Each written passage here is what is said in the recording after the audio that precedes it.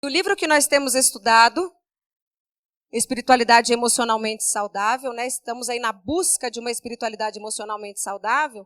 A ideia é justamente essa, de que sejamos adultos, pessoas maduras emocionalmente, sejamos pessoas maduras espiritualmente.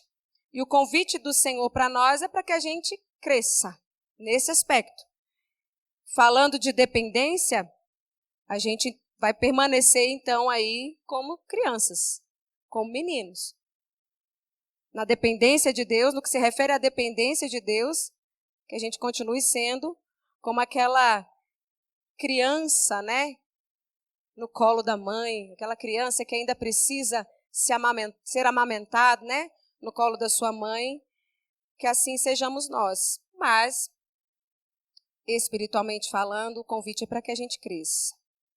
E eu queria pedir a você que você abra aí a sua Bíblia, primeira carta aos Coríntios, capítulo 13. E aí o texto bíblico diz para a gente, 1 aos Coríntios 13, verso 11, diz: quando eu era menino, falava como menino, sentia como menino, pensava como menino. Quando cheguei a ser homem, desisti das coisas próprias de menino. Agora você pode abrir a sua Bíblia em Efésios, no capítulo 4. Efésios, capítulo 4. E a gente vai ler, para a gente entender o texto todo, a gente pode ler a partir do verso 11, que diz assim: e ele mesmo concedeu uns para apóstolos, outros para profetas, outros para evangelistas e outros para pastores e mestres, com vistas ao aperfeiçoamento dos santos, para o desempenho do seu serviço, para a edificação do corpo de Cristo. Aí preste bastante atenção a partir do verso 13, quando diz: até que todos cheguemos à unidade da fé e do pleno conhecimento do Filho de Deus, à perfeita varonilidade, à medida da estatura da plenitude de Cristo, para que não mais sejamos como meninos, agitados de um lado para outro e levados ao redor por todo o vento de doutrina, pela artimanha dos homens, pela astúcia com que induzem ao erro.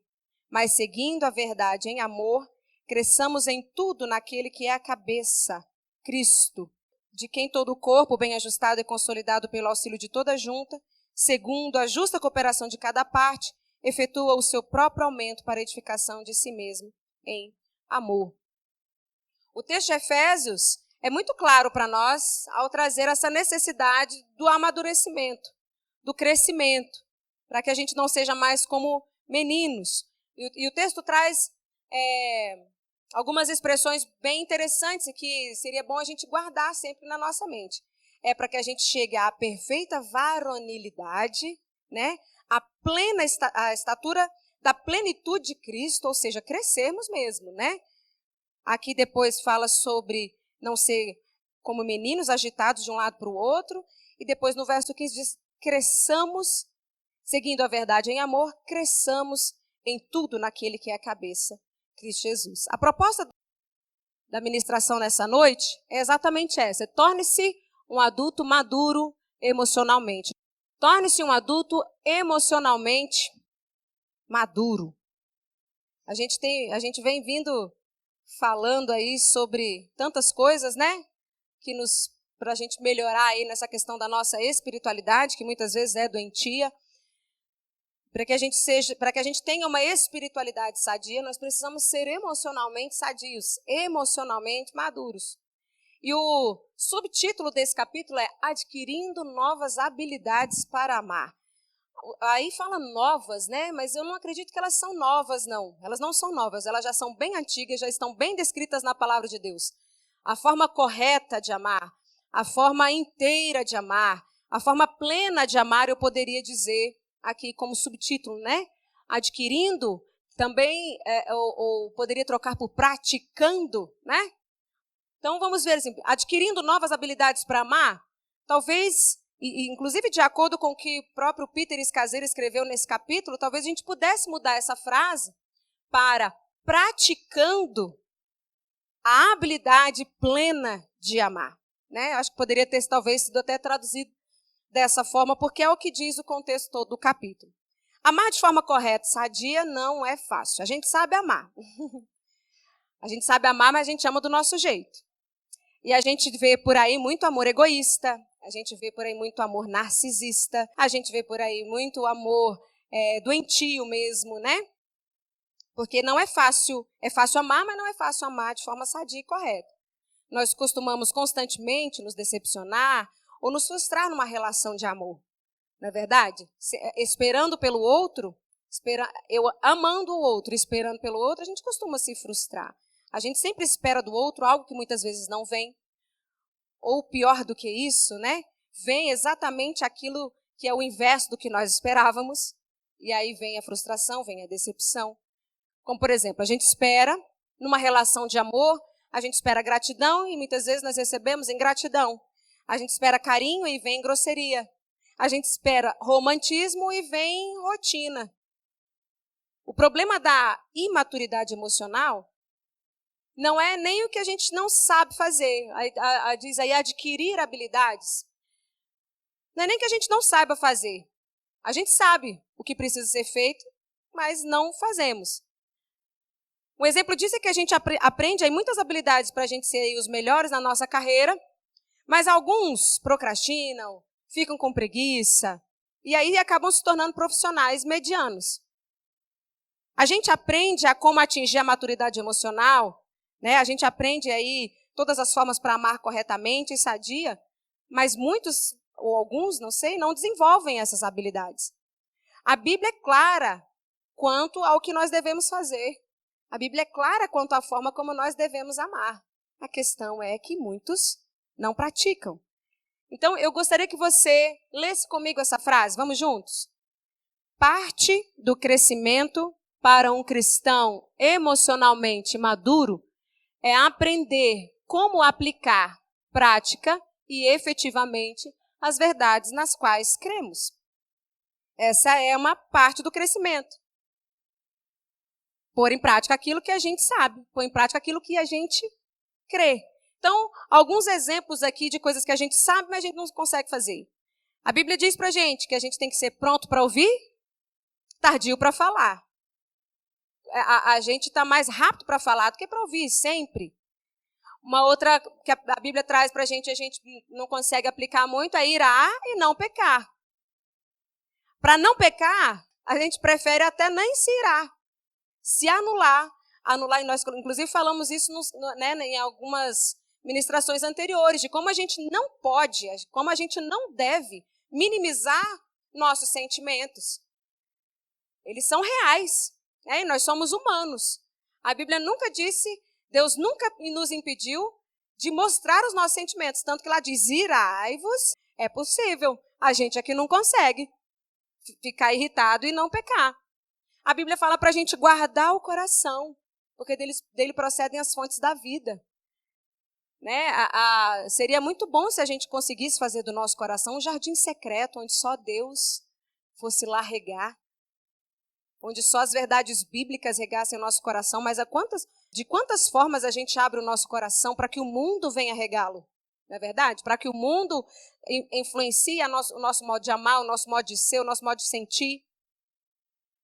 O texto que nós acabamos de ler aqui fala que nós devemos seguir a verdade em amor.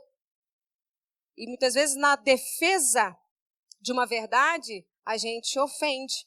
Nem todos conseguem. Tem gente, inclusive, que se orgulha, na verdade, de ser muito sincero, ser muito franco, ser muito aberto. Eu acho que a pessoa que é muito sincera, franca, honesta, transparente, ela deve se orgulhar sim. Mas ela não deve usar isso para ofender as pessoas, né? Ela deve fazer isso em amor, mas a gente não consegue. A Bíblia fala para a gente ter paz com todos, na medida que nós podemos, né? No que depender de vós, tende paz com todos, seja pacificador. Não dá falso testemunho. São várias coisas que a gente tem como ordem na Bíblia, como comando, como mensagem de como se relacionar com as pessoas, mas a gente não consegue obedecer. Então é porque a gente não sabe? Não, é porque a gente não pratica. A gente tem vivido emoções imaturas, temos sido emocionalmente imaturos, porque a gente não pratica o que sabe, não pratica o que aprendeu, não pratica o que crê. É uma verdade, infelizmente, que as nossas igrejas, nossos relacionamentos dentro da igreja, não se diferem qualitativamente do mundo ao nosso redor. Da mesma forma como as pessoas se relacionam aí fora, infelizmente, os crentes acabam trazendo essa relação para a sua vida, quando deveria ser o inverso, né? Nós, como igreja, temos uma cultura de amor, uma cultura de relacionamento com as pessoas de forma tal a que as pessoas sejam influenciadas. Não era assim que acontecia lá na igreja primitiva, irmãos, em Atos 2, quando diz que a maneira como a igreja se relacionava atraía os de fora. A maneira como a igreja se relacionava fazia com que os de fora se tornassem simpáticos à igreja e dissessem, opa, eu quero isso para mim também. Mas acontece que não temos praticado as verdades bíblicas e aí a gente não se difere muito do mundo na questão dos relacionamentos. Precisamos mudar isso em nome de Jesus. Você pode dizer amém? Dizer às pessoas que elas devem amar mais e melhor, infelizmente, não é suficiente. A gente tem pregado isso. Pastores, evangelistas, professores de escola bíblica. Quantas e quantas vezes nós falamos sobre o amor, quantas e quantas vezes nós falamos sobre os relacionamentos, mas a verdade é que apenas falar não é suficiente. Nós precisamos incorporar os nossos sermões, precisamos incorporar a formação espiritual daqueles que nós recebemos, a formação espiritual das pessoas, precisamos incorporar aí práticas que as possibilitem crescer da infância emocional para a maturidade emocional. Então, na verdade, eu quero trazendo para cada um de nós aqui, né? Porque quando eu falo que eu preciso incorporar o sermão e a formação espiritual, eu estou falando aqui a pastores, a líderes, a discipuladores, né? E creio em nome de Jesus que daqui uns dias, quando eu falar assim, eu vou estar falando com todos, porque pela graça de Deus, né, e a estrutura que a gente vem formando aí, daqui uns dias todos aqui dentro serão discipuladores, né? Estarão ensinando alguém a seguir a Cristo mesmo, vai estar andando com alguém. Mas vamos pensar em nós aqui hoje. Ao invés apenas de ouvir sobre como se relacionar com alguém, ao invés de apenas ler, meu irmão e minha irmã, sobre como amar melhor e amar mais, eu quero te convidar nessa noite a colocar em prática algumas coisas que vai possibilitar que cada um de nós possamos crescer, para irmos aí dessa infância emocional para a maturidade emocional. Foi assim que Jesus fez com seus discípulos, né? Ele os fez praticar a misericórdia. Jesus os fez praticar o amor não fingido e outras coisas mais. Não apenas pregou para os 12. Havia uma multidão que seguia Jesus e essa multidão ouvia. Mas aqueles para quem Jesus queria entregar um ministério, esse eles trouxe para junto dele e os fez praticar. Então vamos praticar também, né? Mas antes da gente ver quais são essas práticas que nos ajudam a crescer emocionalmente, vamos identificar em que fase emocional nós estamos? Não é uma tarefa tão fácil, não vai ser muito fácil, mas vamos tentar? Porque, né, há quem tem 45 anos cronologicamente, mas 15 emocionalmente, e a gente precisa reconhecer isso antes de... Não tem como a gente melhorar em alguma coisa se eu não assumir que eu não estou legal, né? Da mesma forma, eu conheço jovens de 25 anos cronologicamente, mas 50 anos emocionalmente. Isso também é muito comum. Vamos identificar em que fase que a gente está? Então, vamos, por exemplo, aqui, né? Vamos falar de como são os bebês emocionais. A gente daqui a pouco vai ver as práticas, tá? Bebês emocionais. Os bebês exigem cuidado e atenção o tempo inteiro, concorda comigo? Bebês emocionais também exigem cuidado e atenção o tempo todo. São egocêntricos, né? Acham que o mundo gira ao seu redor, é tudo para ele. Os bebês emocionais têm dificuldade de entrar no mundo do outro. Afinal de contas, o que vale é o mundo dele. É a vontade dele, é a necessidade dele. Bebês espirituais são movidos por gratificação instantânea. Ó, você faz isso que eu te dou aquilo, tá? Ou, né? Com criança a gente não negocia assim muitas vezes, com bebês. Os bebês emocionais também são assim, eu só vou fazer isso se me der aquilo. Usam o outro como objeto para atender às suas necessidades. O bebê é assim. Crianças emocionais. Vamos ver como são as crianças emocionais. Elas conservam muitas dessas características dos bebês.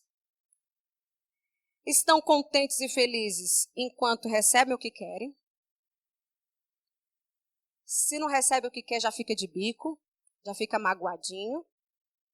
Crianças emocionalmente livram-se muito rapidamente do que causa estresse e provação. Observe uma criança com um brinquedo que não está funcionando. Ela deixa aquele brinquedo e pega outro. São raras as que você vê tentando consertar o seu brinquedo. Pelo contrário, se der alguma coisinha de errado, ele já faz o quê com aquele brinquedo que não está dando certo? Ó, nervoso, já dá um jeito de quebrar o brinquedo. Crianças emocionalmente fogem do estresse, fogem da aprovação. Crianças emocionalmente interpretam as discordâncias como algo pessoal. Por exemplo, quando tem duas crianças brincando ali e uma quer fazer uma coisa, outra quer fazer outra coisa. A frase épica que você ouve das crianças nesse momento é: você não é mais meu amigo. Ou então, o magoado vai até o pai ou a mãe: mãe, o fulano não é mais meu amigo. Por quê? Porque discordaram. A criança emocionalmente acha que uma discordância é algo pessoal. Não gosta de mim. Não gosta de mim. Você já conheceu um adulto assim? Que porque as pessoas não concordam, acham que é porque eles não gostam? Então, talvez você seja assim, hein? Recebe. É pra gente ver em que fase nós estamos, né? Não é pra gente pensar nos outros, não, tá? É pra gente pensar em como nós estamos. Se você é desses, se você é desses que quer atenção o tempo inteiro, então você é um bebê espiritual. Se você é desses que só faz uma coisa, de repente tendo outra em troca, é um bebê emocional. Se você é desses que foge do estresse, que foge da tensão, é uma criança espiritual. A criança ela nem quer mexer com aquilo, porque ela não consegue voltar. Ela acha que se ela passar por aquela tensão, ela não vai conseguir voltar ao normal, como a mola. Não tem como. É criança. As crianças magoam-se com facilidade, têm comportamentos abusivos quando não querem, quando não conseguem o que querem. Então, quando ela não consegue o que quer, ela se vinga, ela manipula, ela provoca, e às vezes provoca sarcasticamente. Ontem, eu estava na casa de um primo e duas crianças ali brincando. Quando uma deixou de fazer o que a outra queria, o que a outra fez? Brincando, rindo, fechou o outro no quarto. E o outro que estava lá no quarto ficou: me solta, me solta. É o que crianças fazem, se provocam quando uma não está de acordo com a outra, né? Criança emocionalmente tem dificuldade de discutir com calma. Geralmente fica choramingando. Você é daquelas pessoas que, quando vai expor a sua opinião, tem vontade de chorar? E aí, meio que se irrita, fica nervoso, a veia do pescoço sobe. Crianças emocionalmente não conseguem colocar a sua opinião, discutir algum assunto com tranquilidade. Ela fica choramingando. Mas eu queria porque não sei o quê. É porque o tom de voz muda, né? E adolescentes emocionais são defensivos, extremamente defensivos, sentem-se mal quando são criticados. A gentileza para um adolescente é na base da troca, parece um pouco aí também, né, com os bebês, funciona na base da gratificação. Ele faz alguma coisa boa, mas daqui a pouco, né, eu fiz isso para você. Faz cara feia, se fecham no quarto, quando a questão é conflito. Acusações, quando vai resolver algum conflito é na base da acusação. Não, é a professora que não gosta de mim. Essa professora está pegando no meu pé. Não gostam de ouvir ou ver o sofrimento e a necessidade de outras pessoas, até porque o foco é o seu próprio sentimento, né? O eu mesmo. O adolescente, ele tem aquela mania de ninguém me ama, eu sou um lixo. Então, ele já se sente assim, como que ele vai estar diante do sofrimento de uma outra pessoa? São altamente críticos e opiniosos. Agora, e os adultos emocionais? Os adultos emocionais identificam suas necessidades, Eles conseguem pedir o que querem e preferem. Eles fazem isso com clareza, direto, de forma honesta. Eles reconhecem as suas responsabilidades nos erros. Adultos emocionalmente, mesmo sob estresse, eles conseguem se expressar. Quando estão debaixo de estresse e provação, eles resistem, eles são resilientes como a mola. Eles conseguem se esticar e depois voltar ao normal, porque são maduros espiritualmente. Reconhecem as pessoas pelos que são. Se uma pessoa é boa, um adulto emocionalmente maduro sabe reconhecer isso. Se essa pessoa faz melhor do que eu, um adulto emocionalmente maduro sabe reconhecer quando o outro é melhor do que ele mesmo. Estão em sincronia, né, com as pessoas ao seu redor. Dão espaço para que outros cometam erros, não são pessoas extremamente exigentes, até porque ela conhece os seus próprios. Há muitas características que nós poderíamos colocar. E eu espero que apenas em falando algumas você tenha percebido alguma coisa. Mas eu gostaria que a gente falasse sobre as práticas para crescer emocionalmente. Independente da fase em que nós estamos, essas práticas são boas, são necessárias. Se eu já sou um adulto emocionalmente maduro, eu posso olhar também para essas práticas e colocá-las, né, em prática para ser ainda mais maduro no meu relacionamento com as pessoas. Então, as práticas são essas. Conectar-se às pessoas, aceitar o mundo do outro, relacionar-se com tu e não com isso, ou seja, relacionar-se com as pessoas como pessoas realmente, não como objetos, né? Aceitar os conflitos e administrar os conflitos. Essas são as práticas. Se você quer crescer emocionalmente, se você não quer ser comparado a um bebê, ou a uma criança, ou a um adolescente, emocionalmente falando, então você precisa colocar em prática aí essas coisas. Conectar-se às pessoas, aceitar o mundo do outro, relacionar-se com as pessoas como pessoas mesmo e não como coisas, aceitar os conflitos e administrar os conflitos. Falando aqui então rapidamente destes, como exercer essa prática, né, de conectar-me às pessoas? Amar devidamente, queridos, é a essência da verdadeira espiritualidade. Jesus disse, nisto sereis conhecidos meus discípulos, se vos amardes uns aos outros. Isso requer conexão com Deus, conexão conosco mesmo e conexão com as pessoas. Esse é o grande mandamento. Amarás o Senhor teu Deus sobre todas as coisas e ao seu próximo como a ti mesmo. Ser emocionalmente maduro requer que eu me conecte com as pessoas de forma madura. Jesus se recusou. Jesus se recusou a separar a prática da presença de Deus da prática da presença das pessoas. Eu não posso achar que estou me relacionando com Deus eficientemente se esta relação com Deus não me leva a um relacionamento com as pessoas. Eu preciso estar com as pessoas. Jesus nunca separou a prática da presença de Deus da prática da presença das pessoas. Ou seja, Jesus nunca separou a sua devocional com a comunhão com Deus e a comunhão com o próximo. Ao contrário, sua relação com Deus o aproximava compassivamente das pessoas. Era o estar com Deus que fazia com que Jesus desse atenção, se importasse com as pessoas, olhasse para elas, ouvisse essas pessoas. Os líderes religiosos da época de Jesus, eles se conectavam a Deus, se conectavam ao templo e às coisas do templo, mas eles não tinham prazer na companhia das pessoas. Os líderes religiosos naquela época tratavam as pessoas com distância. Jesus não, Jesus tinha prazer nas pessoas e na vida. Agora observe o comportamento de muitos crentes de hoje, que se acham os suprassumos, né, da santidade, e porque são extremamente santos, se veem em condição elevada e que não podem se relacionar com o vizinho que não é cristão, que não podem se relacionar com o homem de rua que está precisando de alguma coisa. Um adulto emocionalmente maduro sabe que ele precisa se conectar às pessoas. E eu volto. Um adulto emocionalmente maduro e que tem uma espiritualidade sadia, sabe que a sua conexão com Deus o levará necessariamente a conectar-se com as pessoas, sejam elas quem forem, sejam elas em que estado de vida elas estão. Se nós somos de Deus e espiritualmente sadios e emocionalmente maduros, nós obrigatoriamente nos conectamos com as pessoas. Essa é uma prática que nós temos que assumir na nossa vida. A outra prática é aceitar o mundo do outro.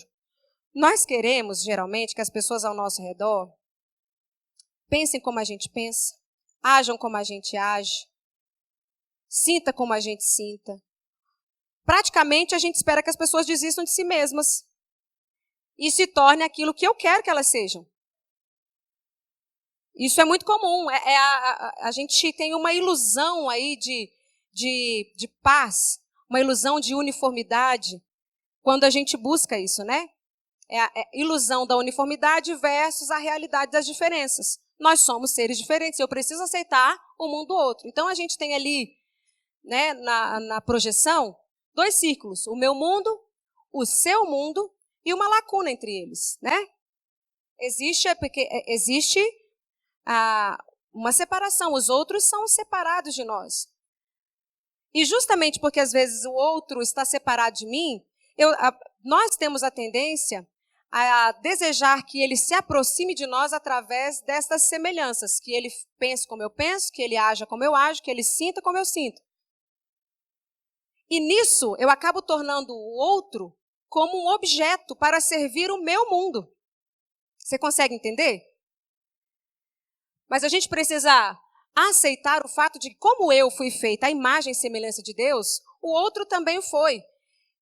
E como eu fui feita à imagem e semelhança de Deus nas minhas particularidades, o outro foi feito nas particularidades dele. A gente precisa separar. Nessa ideia de, muitas vezes, a gente usar as pessoas como objetos, né? Vê-las como objetos para servir o nosso mundo. É nesse momento que a gente chega com o trabalho para o nosso funcionário e não o cumprimenta. Tem situações, parece que tem pessoas, né, que encaram seus funcionários como se não fossem pessoas, como se não fossem gente. Acho que não precisa, só porque é funcionário, não precisa ser tratado educadamente. Né? Então, para servir ao meu mundo, eu entrego lá o trabalho para ele, mas nem bom dia.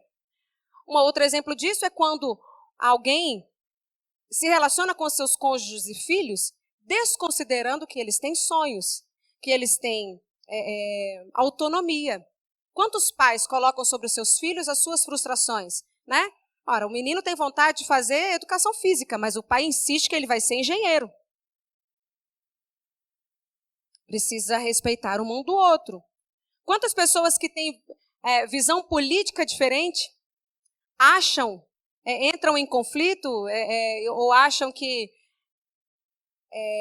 essa pessoa tem algo contra mim, mas porque ela tem uma visão política diferente da minha? Porque não aceita o mundo do outro. Porque eu tenho uma visão política, o outro tem que ter uma visão política como a minha? Não, nós somos seres diferentes. Um adulto emocionalmente maduro entende o mundo do outro. É preciso reconhecer a singularidade de cada um. Senão, frustrações e conflitos virão. Porque se eu entendo a singularidade do outro, quando ele fizer algo que não é o que eu gostaria que fizesse, quando ele agir de uma forma que não é como eu gostaria que ele agisse, eu vou entender melhor. Eu não vou me frustrar. Certo? Uma terceira prática é relacionar-se com tu e não com isso. Esse eu e tu, ou tu e eu, foi um escrito de um teólogo judeu chamado Martin Buber. Ele faz essa diferenciação da gente lidar com as pessoas não como objetos, né, não como isso, mas como pessoas, como você, como tu.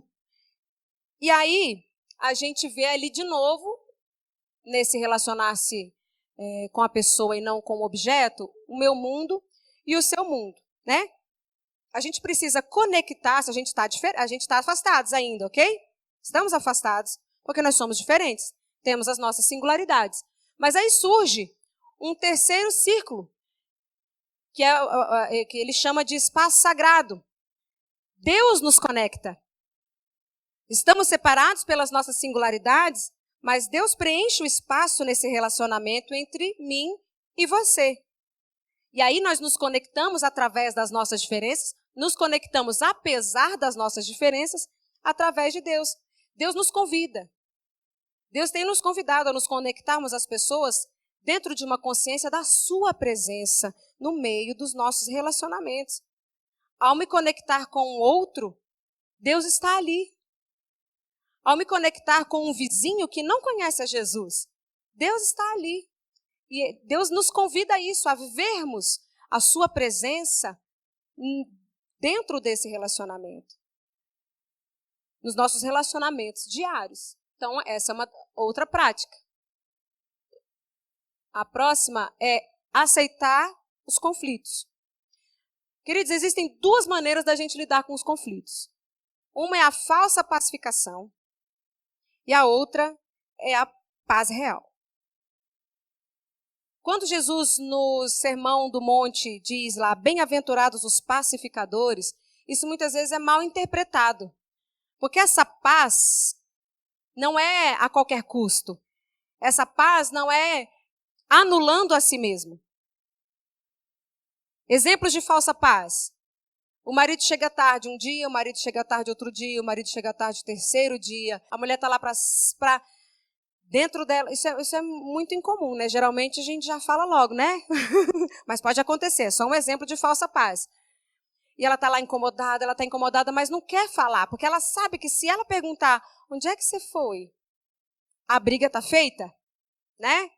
Isso acontece muito em relacionamentos abusivos mesmo, em que o homem não aceita ser questionado. Se for questionado, a briga, né, pode acontecer, ele pode inclusive até ser violento. Então, para que não gere conflito, para que tenha-se ali uma paz, a mulher não fala nada, mas é uma falsa paz. Um outro exemplo. Você vai com seus amigos numa pizzaria, eles comem um rodízio caríssimo, você está meio quebrado, eles falam, não, eu vou pedir só 2 pedacinhos de pizza aqui. E aí, na hora que chegar a conta, gente, vamos rachar igual aqui para todo mundo, né? Porque senão vai dar trabalho dividir por cada um. A pessoa, para não gerar conflito, comeu só 2 pedacinhos ali, ó. Mas para não gerar conflito, beleza, ela pagou tudo. Tá? Não, falsa paz. Para não levantar e dizer, não, gente, ó, eu comi só 2. Ou talvez por vergonha, né? Para dizer que está quebrado também. A noiva não quer casar. Chegou o dia de casar e ela está insegura. Chegou o dia não, né? Está perto do dia, ela está insegura. Mas como é que ela vai dizer para o noivo e para a família que ela está em incerteza? Nossa, vai dar uma briga terrível. Para não gerar briga, ela vai lá e casa. Falsa paz. A paz real. Mateus 10, 34 a 36. Você pode abrir a sua Bíblia aí? Vamos falar sobre uma paz real? Mateus 10,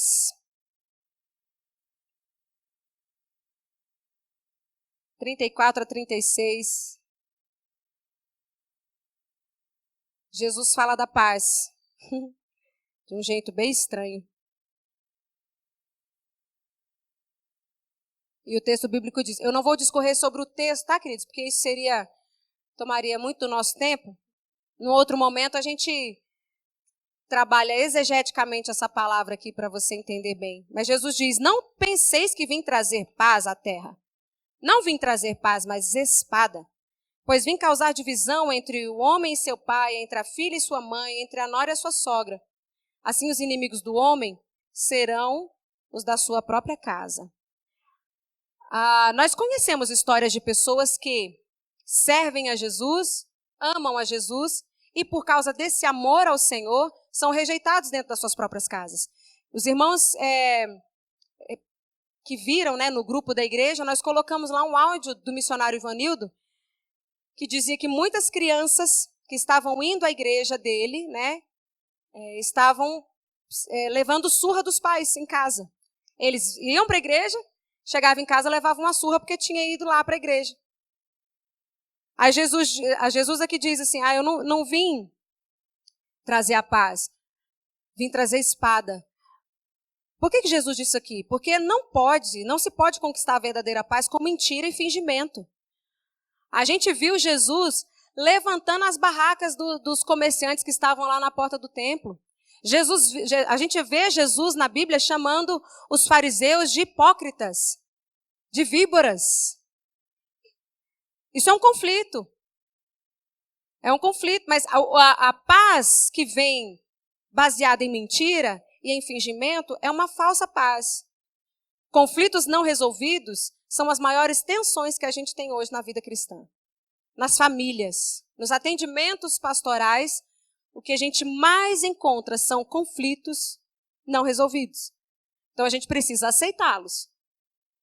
Ao invés de buscar uma falsa pacificação, a gente buscar uma paz real. Eu preciso aceitar que o conflito existe, não fugir dele.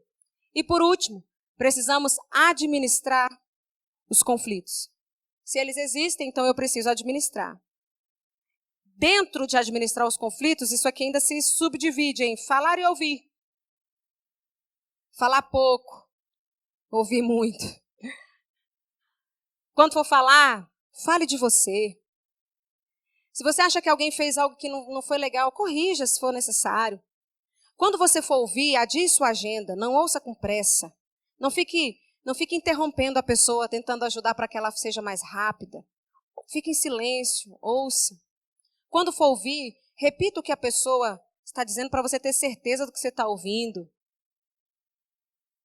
Tipo, a pessoa está lá falando assim, não, pera, deixa eu ver se eu entendi bem. Você quis dizer isso, isso e isso? Aí a pessoa vai dizer, não foi isso que eu disse. Quando a gente ouve as pessoas dizendo, às vezes a gente não se engana muitas vezes, aí ela vai falar de novo. Aí você pensa assim, não, então peraí. Então, é isso, isso e isso. Aí ela, quase. E aí vocês vão falando e ouvindo até chegar no ponto. Né? Na administração dos conflitos, eu preciso entender que o outro tem direitos. O outro tem direito de privacidade. Ele tem direito de ser diferente de mim e de pensar diferente de mim. O outro tem direito de discordar do que eu estou falando. O outro tem direito de ser ouvido, como eu disse aqui agora. Então a gente precisa saber que o outro tem direito também. Não sou só eu. Na administração do conflito, não sou só eu que tenho direito. A outra pessoa também tem. E isso é ser emocionalmente maduro. Preciso ainda verificar as suposições. Quantas vezes você, diante de uma situação, pensou, ixi, eu acho que fulano, eu acho que fulano assim, assim, assado. Eu preciso verificar. Se eu estou tendo impressões de algo, eu preciso verificar com a pessoa. Averiguar essas impressões que eu estou tendo. Então, alguém falou alguma coisa, logo surge no meu coração, eu acho que essa pessoa, eu acho que ela está me perseguindo. É o caso de chegar, sentar e falar, irmão, eu posso falar com você um minuto? Pode.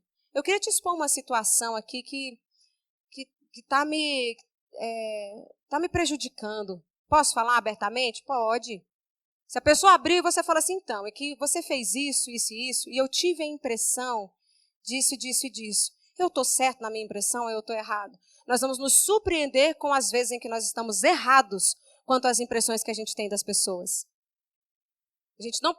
Os conflitos surgem muitas vezes porque a gente supõe que fulano fez, a gente supõe que fulano pensou. E quando a gente vai averiguar, a gente vê que não era nada daquilo que a gente tinha pensado. Uma outra coisa é analisar as expectativas. Os conflitos surgem demais, queridos, porque a gente cria expectativas que são irreais. Não cria expectativas que são irreais. Um adulto emocionalmente maduro, ele analisa suas expectativas para dirimir os conflitos. As suas expectativas, elas precisam... E isso, eu queria que você anotasse, porque analisar as expectativas é uma prática que a gente tem que ter e geralmente causa muitos conflitos nos relacionamentos. Então, anote 4, dentro da análise de expectativa, anote 4 coisas que você precisa fazer. A sua expectativa, ela precisa ser consciente. Às vezes a gente tem uma expectativa que a gente não faz parte da nossa consciência. A gente só vê que aquilo fazia parte da nossa consciência quando a coisa acontece e não acontece do jeito que a gente queria. Então eu preciso ter consciência das minhas expectativas, para não colocar expectativas irreais sobre as outras pessoas. eu preciso também ser realista quanto às minhas expectativas. Eu estou falando aqui de expectativas irreais. Analise se as suas expectativas são reais, se elas são verdadeiras. Eu me recordo de algumas situações quanto a essa questão de expectativas entre mim e meu bem. No início do nosso relacionamento, eu tinha expectativas irreais quanto a ele. A maioria das pessoas, quando se casam, né, criam expectativas irreais do seu cônjuge. Aí, quando você casa, você vê que não era bem aquilo que você estava pensando. Verifique se elas não vão te prejudicar no futuro. Algumas expectativas também não são faladas, gente. Meu marido costuma dizer para mim, ninguém sabe o que calado que é.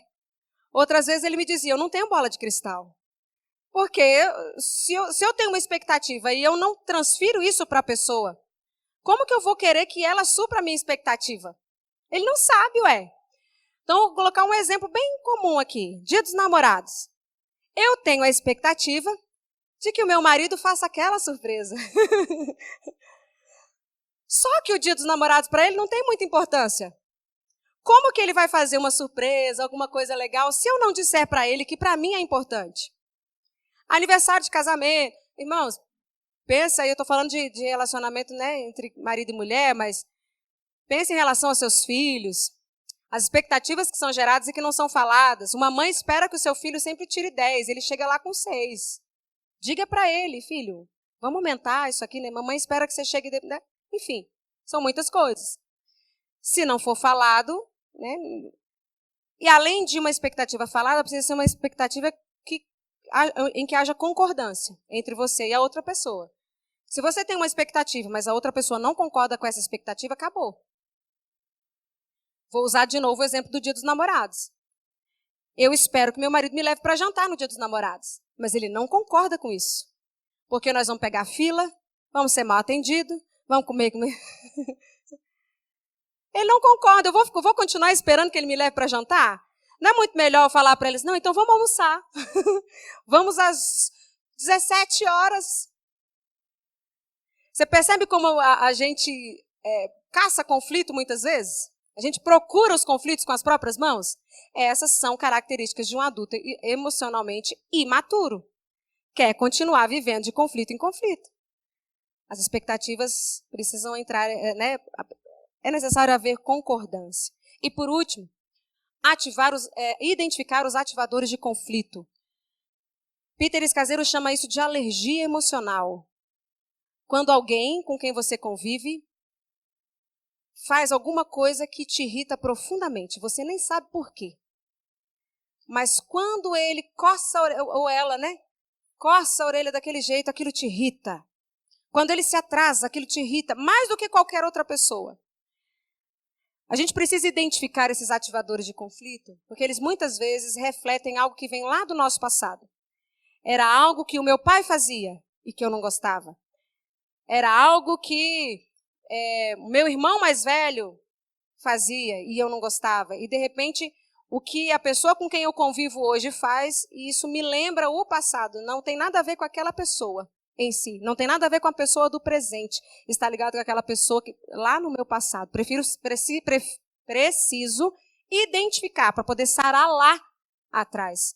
Porque a questão não está necessariamente aqui no presente.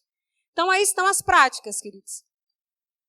Se eu quero crescer, se eu quero ser um maduro emocionalmente falando, eu preciso me conectar às pessoas como Jesus se conectava. Ao conectar-me com elas, eu preciso entender que elas têm o mundo delas, elas têm uma singularidade. Elas têm as suas particularidades. Ao me relacionar com as pessoas, eu preciso entender também que elas não estão aqui nesse mundo para servir o meu mundo. Nós estamos aqui para nos conectarmos mutuamente, né? Servirmos-nos mutuamente. E esse elo entre nós, como duas pessoas criadas à imagem e semelhança de Deus, é o próprio Deus. Como um adulto emocionalmente maduro, eu preciso praticar a questão de aceitar o conflito real, né? Para que seja trazida uma paz real. Eu preciso aceitar o conflito para que uma paz real se estabeleça.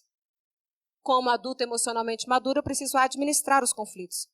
Administrar o conflito significa lidar com eles em alguns momentos e evitá-los em outros momentos, seguindo os pontos que eu trouxe aqui. Estas práticas, queridos, estas práticas são altamente necessárias, porque, como eu disse no início, não é fácil. Amar corretamente não é fácil. Amar como Jesus amou não é fácil, mas é necessário. A igreja tem vivido os seus relacionamentos não muito diferente de como o mundo tem vivido os seus relacionamentos. E nós, como igreja, devemos apresentar ao mundo uma nova cultura. Uma cultura de amor real, uma cultura de paz real, uma cultura de amor pleno. Você pode ler junto comigo essa frase que está no slide? Um dos maiores presentes que podemos oferecer ao nosso mundo é sermos uma comunidade de adultos emocionalmente saudáveis que amam devidamente. Eu quero orar ao Senhor, pedir para que Ele nos ajude na prática dessas ações aí que nos foram ditas. E como adultos